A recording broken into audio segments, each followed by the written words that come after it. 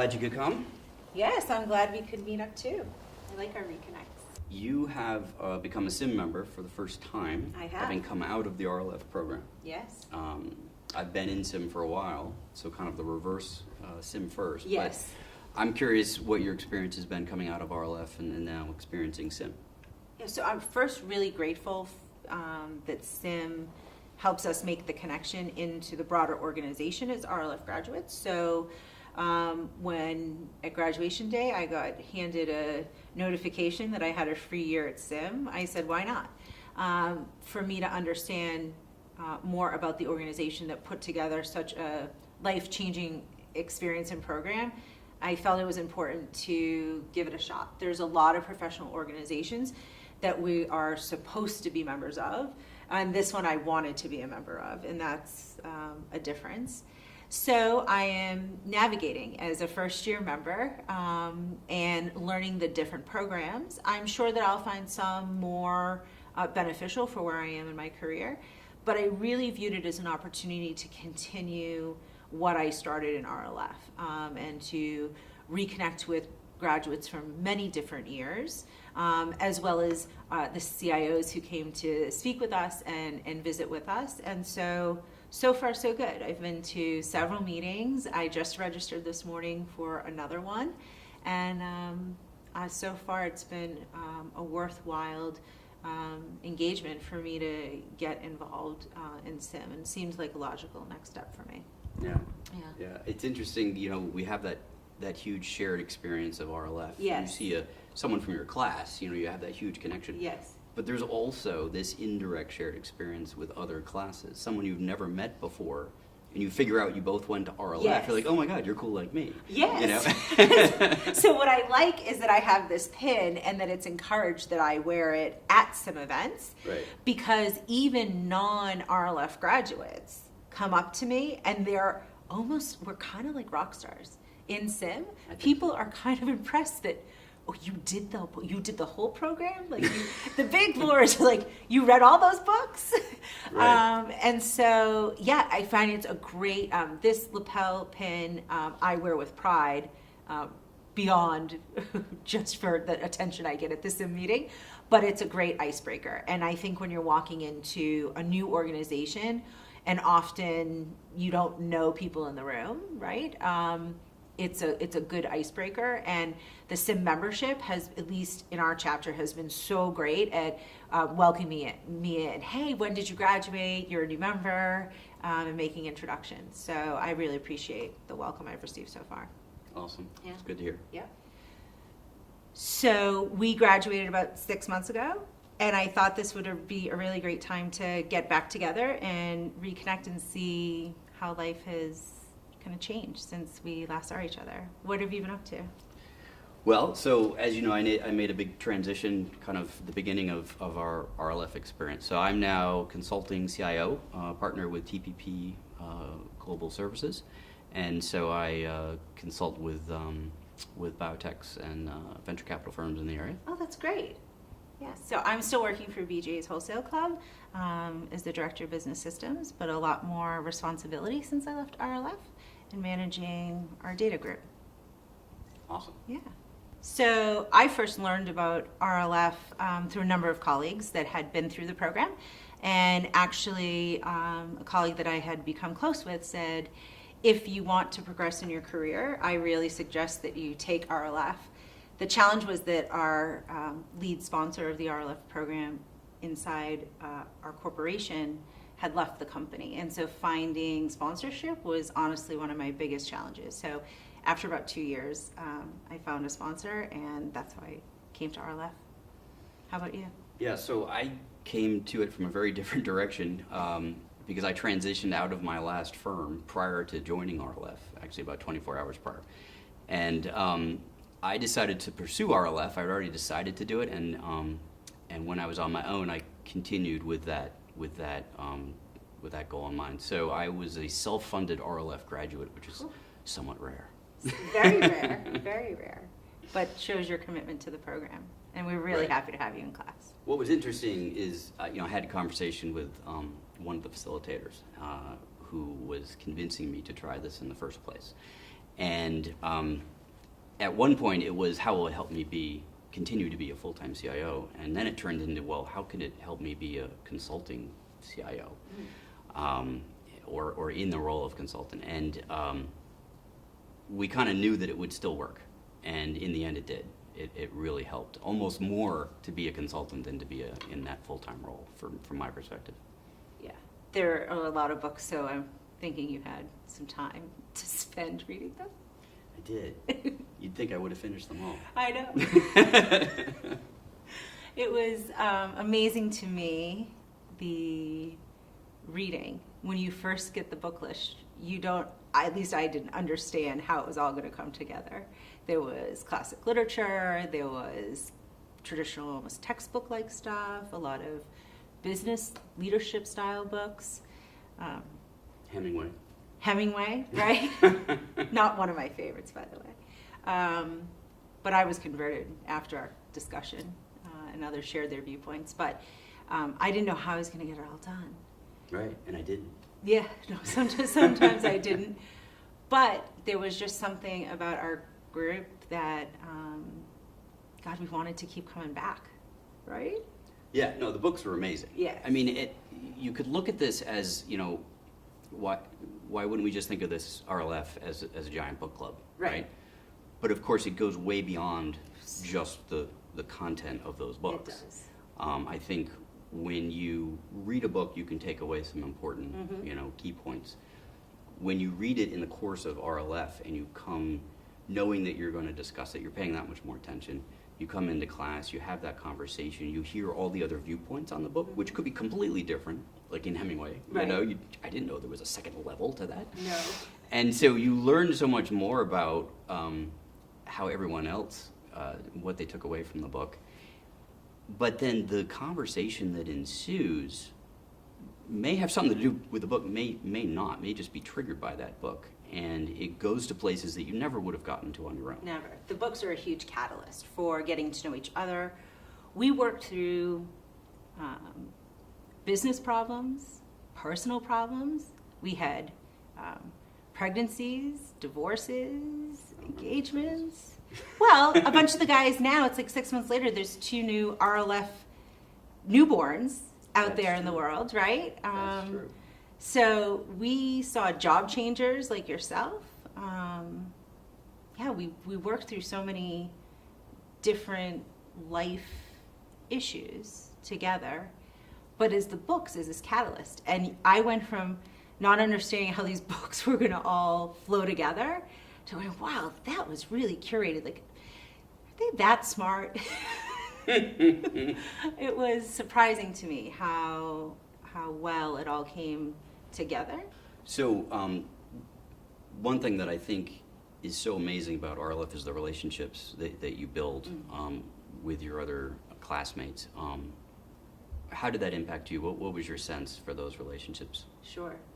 So what I'll start maybe at the end, that as we walked away after 6 sessions, that I knew some of our classmates, probably a large majority of them, after 12 days, right, in person, 12 days with each other, better than people that I had been working side by side with for many years. And that was a pretty impactful feeling as I walked out of the program for the last time. But what I would say is it only starts if people have the courage to share early on.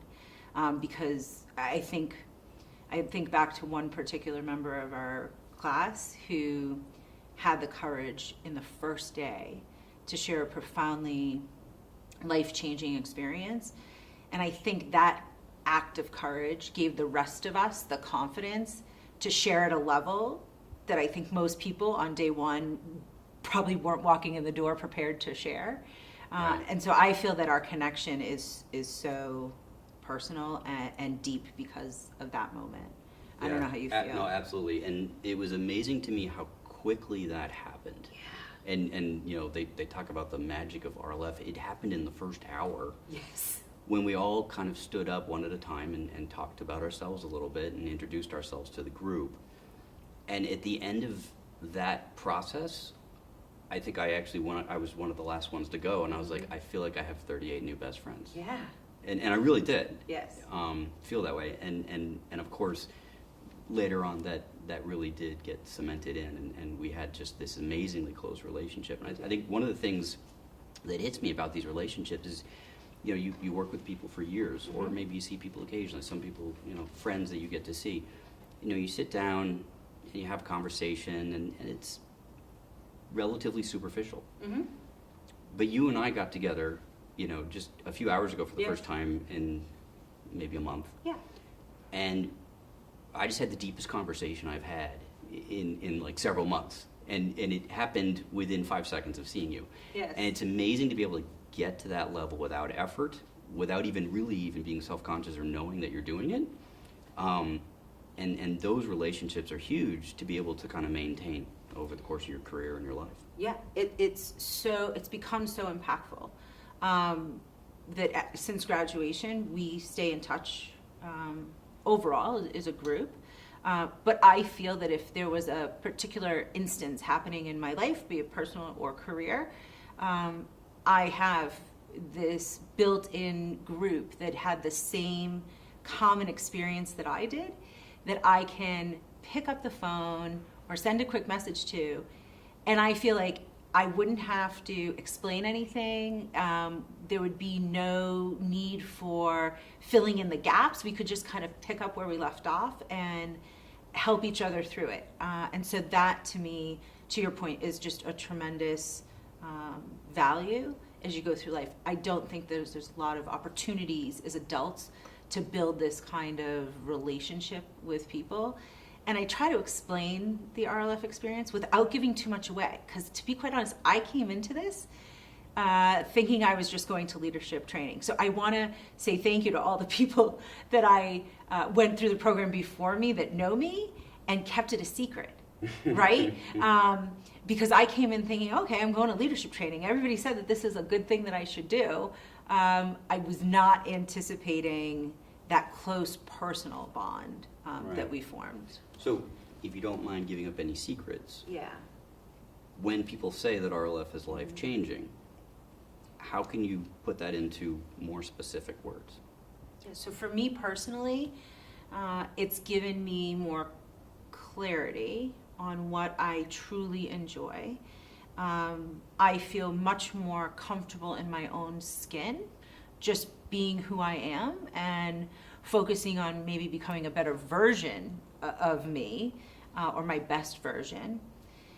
But I am noticing, both personally and professionally, people are noticing a difference in how I interact and respond to them. And so I would say the biggest thing is my reaction to people. It was eye-opening to me that I got a very low emotional intelligence score. And I like to win. So for me to have a bad score was a little disheartening. But it was so monumental. That was an aha moment for me, that I, probably in a very good way, I'm a passionate person. I believe in what I'm doing, but maybe that passion outwardly appears to be emotional. And so understanding how to get my emotions in check. And I've had people from my family to people at work say, hey, if it was a year ago and I told you this, you would have not been happy. I still might not be happy, but I let things settle in. I try to hear what people are saying. I try to listen to understand and not react or reply. And so those are some of the more immediate differences in what it's meant for me. I don't know if you've had a similar experience. No, I would agree with everything you said. I think at the end of the day, to put it succinctly, it makes you a better person. Yeah, that's a great. But it starts with a level of self-awareness and all of the dynamics and variables that we all wrestle with every day. You just understand it better, and then you come out of that understanding with that higher level of confidence. You do. And you feel like you're walking around with a Teflon suit, and whatever happens, it's just going to bounce off. You're not going to react. You'll just respond. Yeah. I feel that now I really embrace the philosophy that the two things you can control are your attitude and your effort, and I'm okay with that. So in the course of our 12 days, we had a lot of book discussions. We also had a lot of other topic discussions and some guest speakers. What did you think about some of the speakers that we had? Yeah, so I really liked that it wasn't all about the books because it gave us a little bit of a break.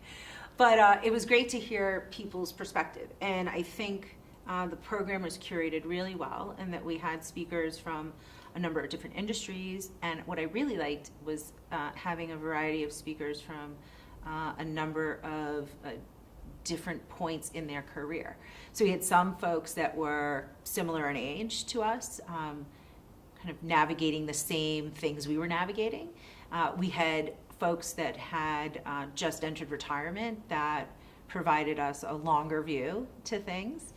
We had job changers, people that worked overseas, that provided a really interesting take on what reaching the level of CIO can mean for a family. So while that wasn't personally impactful to me, I saw a lot of our colleagues in the room and classmates in the room really connect with that and making decisions about work and life and family and how that all mixes. So that was really interesting to hear. And then there were some more creative speakers, which I really liked, that got us thinking about life differently. So we just didn't have CIOs. We had folks from different walks of life that had us thinking about things in a different way. And I feel like I don't want to give too much away for maybe for people in the future. But it was very meaningful to have CIOs take time out of their schedules, which admittedly are super busy, to spend time with hopefully the next generation of leaders to move into that space. And I don't use the word leader lightly anymore, right? I feel like that's a word that the CIO has taught me comes with a set of responsibilities and duty almost that I didn't fully grasp before. I feel like before I would throw around this word leadership, meaning the person I reported to. In some cases, may very well be true, but that's certainly a badge of honor. And I think if some people start referring to you as a leader and not a boss or a manager, I think that's when you know you kind of cracked the code. And they let me realize that that's possible. Right, and also how a leader doesn't need to be your boss. Yes. You know, they can be in the middle of the organization and still be an impactful leader. Yes, very true. That was very eye-opening for me. Very true, yeah, very, very true. So we talked a little bit about the different types of sessions we had, but the sessions were definitely curated so that all the activities, regardless if it was book or an open discussion or a speaker, were centered around some larger themes. So when you think back, was there one session over another that was maybe more impactful for you?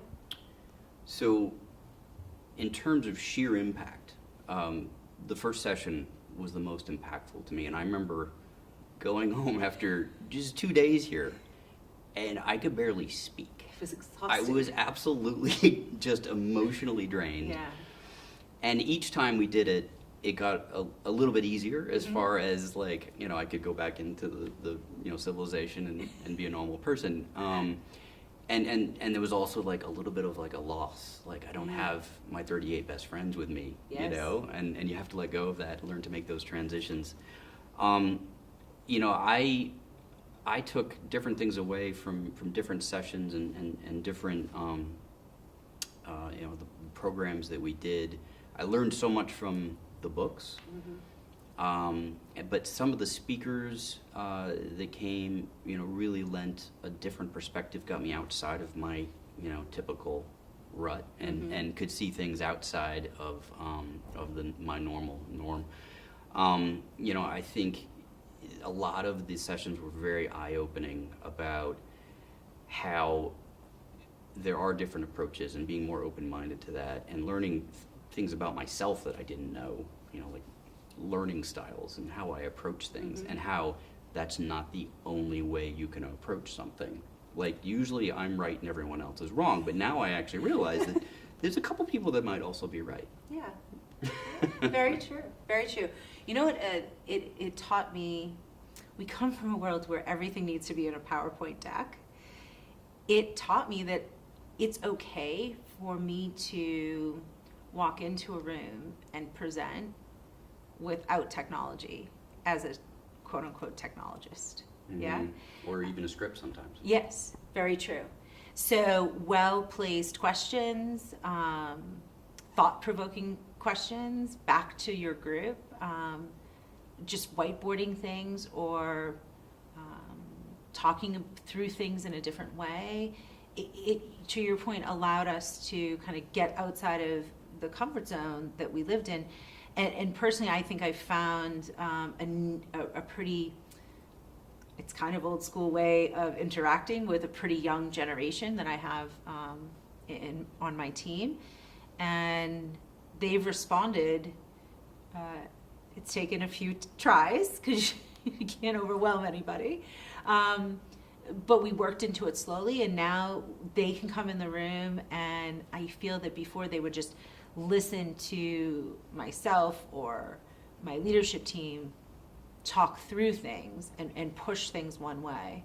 And by leaving the deck back at the office and in the meeting room, just asking people to come with their unique ideas is something that we pulled forward from those sessions that I was not really ever confident enough to do, right?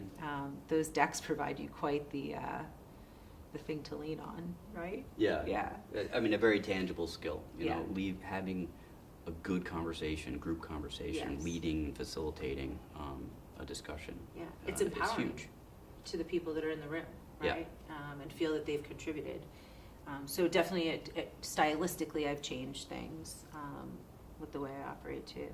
So once we went through our final session, it was very sad. There was crying. There was.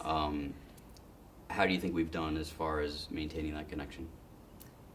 Yeah, so one, I think technology is amazing because we use WhatsApp to talk to each other, and I really like that we get to do that because it's super easy. Some people are more active than others, but when it comes to the big stuff, so babies and new jobs or trips of a lifetime, those kind of things, we share. We also share when we're at different industry events. So I know, like you, we attend a ton of conferences every year, and to know that there's a friendly face that you can, and maybe even use those opportunities to reconnect in person is great. So I think that each person makes it their own, and I'm okay with that.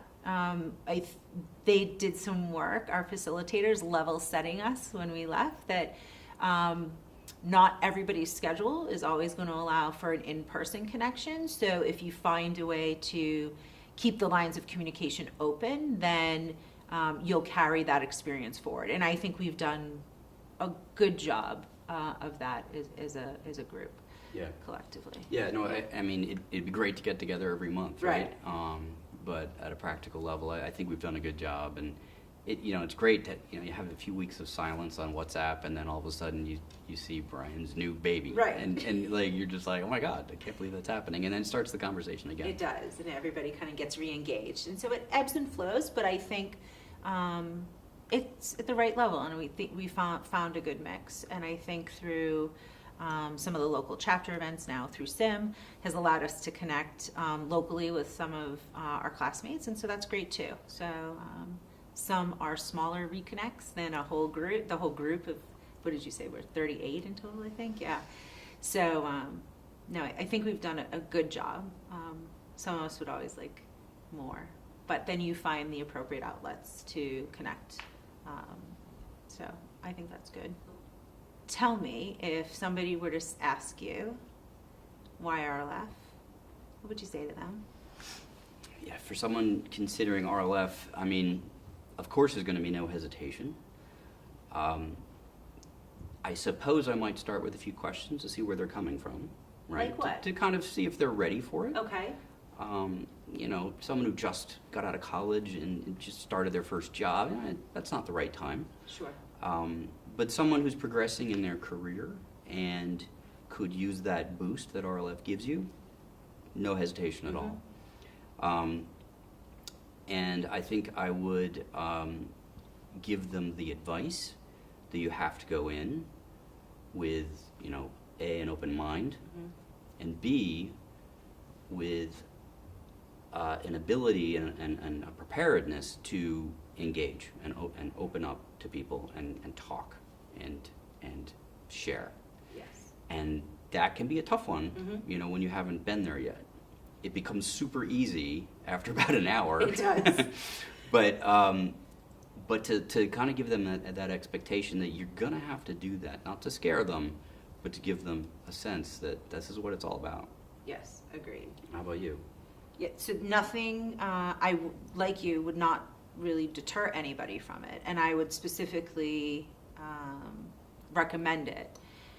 The one other group outside of college age, new to the workforce folks that I might say get a little bit more experience under your belt, but only because I think the experience will be more meaningful, would be if somebody has a significant change in life or job. I think that this program, if you want to get out of it all it's capable of giving to you, you also have to give to it. And so if you are selling a home, relocating, a brand new job, first year in a new role with significantly greater responsibility, then I would maybe say you should definitely do it, but timing is everything. And so for me in my career, actually not finding a sponsor, if I can kind of go back to how I found out about RLF, not finding a sponsor that first year I started looking was the first year I stepped into my director position. And that to get over the hump, learning curve of a new position and a new team and trying to come together and learn everything that I had to learn, all the navigating I had to do within my own company, and then add on top of it RLF, it might have been too much for me. And I might not have gotten out of it what I got out of it. It was, for me, both personally and professionally, life-changing. And so I wish that there were more RLFs out there, right? I think it happens in some major cities across the country. I don't know exactly how many, but I want to put a lot of people in it. But you have to want the change. And to your point, you have to be engaged. But give it what you want to get out of it, and I think that you're going to walk away with a pretty amazing experience and pretty great relationships. And I think that's actually the key equation. Yes. You will get out of it exactly what you put into it. Exactly. So you have to have a little bit of the mental and emotional bandwidth. Yes. To take that on into Yes, your life. you do. But you need the time. You need to do the homework. You do. Yep, absolutely.